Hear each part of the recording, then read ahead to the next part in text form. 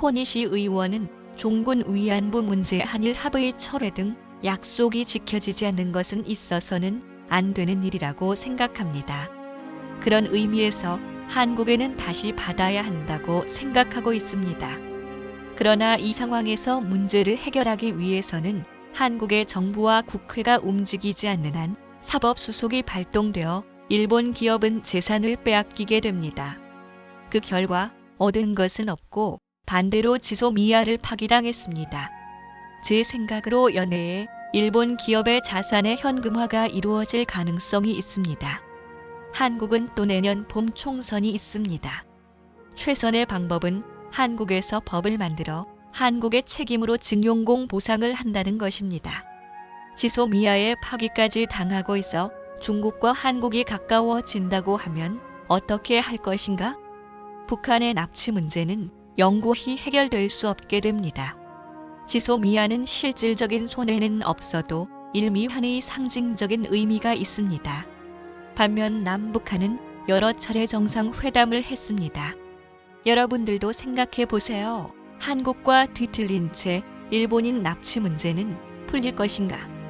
한국은 다루기 어려운 나라라고 생각하고 최고재판소의 판결은 괘씸하지만 사안의 본질을 아베 정권은 잘못 보았다라고 거듭 비판했습니다.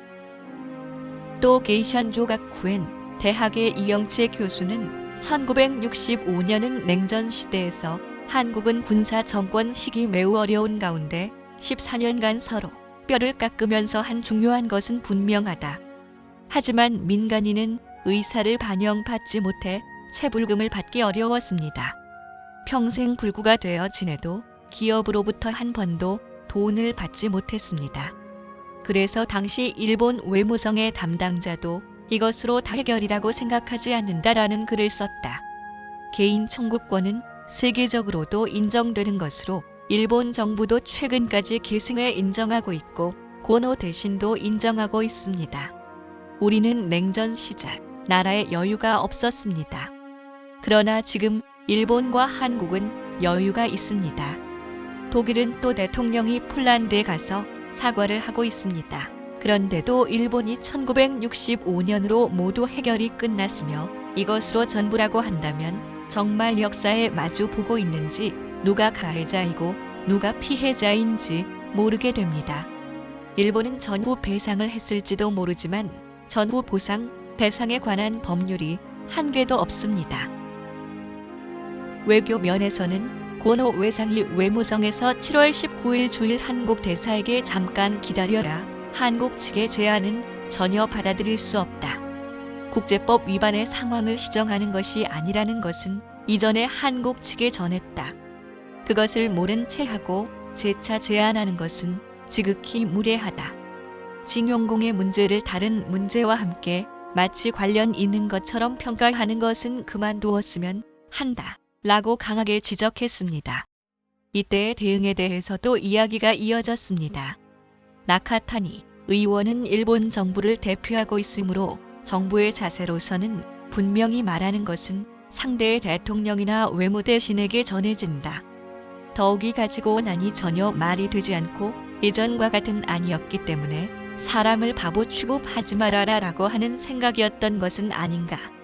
의연한 자세를 보인다는 의미에서 중요한 발언이었으며 일본의 의연한 자세를 보인다는 뜻에서 매우 인상적인 장면이었다고 생각하며 높이 평가한다라고 했습니다. 타마키 의원 1965년 청구권 협정은 절대 움직여서는 안 되며 기본 조약도 그렇지만 체결할 때까지 14년 동안 양국의 선배들이 여러 가지 것을 힘들게 했습니다. 그리고 그 시점에 다시 미래지향적으로 해나가자고 결정한 것이 청구권 협정입니다. 이것을 뒤집어 버리면 확실히 판도라의 상자를 여는 것과 같기 때문에 절대로 해서는 안 됩니다. 8월 1일에 한국의 여야 의원이 왔을 때 이것만은 무슨 일이 있어도 절대로 양국에서 지켜야 한다고 강하게 이야기했습니다. 총리 대신이나 대신에 대해서도 여러 가지 말을 할지는 모르지만 일본의 상징인 천황에 해서 예의 없는 말과 행동은 그만두어 달라는 것이다. 단지 나도 외무성에 있었지만 외교에는 프로토콜이라고 하는 것이 있고 서로의 체면이 있으므로 텔레비전 카메라가 있는 곳에서는 예를 가지고 접하는 것이 필요하다. 나도 한국 의원에 대해서는 엄하게 말했지만 그것을 확실히 지키는 것이 중요하다.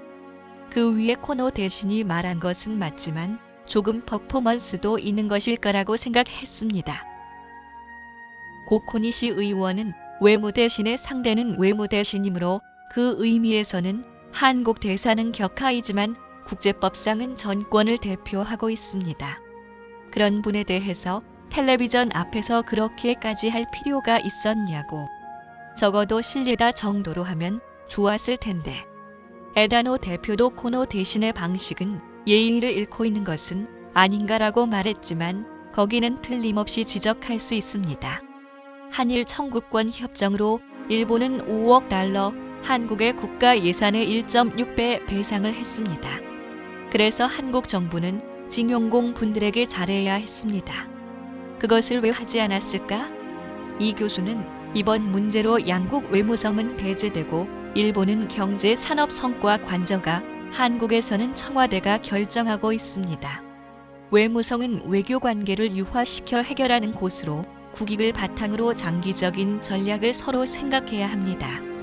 그래서 외교가 정부 홍보단체처럼 돼버리면 파탄이 납니다. 고노 씨의 아버지 고노다마도 있고 한국에서는 신뢰받고 있고 대신으로서의 기대도 높았습니다. 그래서 한국에서는 고노 씨에게 실망이 더 크다고 이야기했습니다.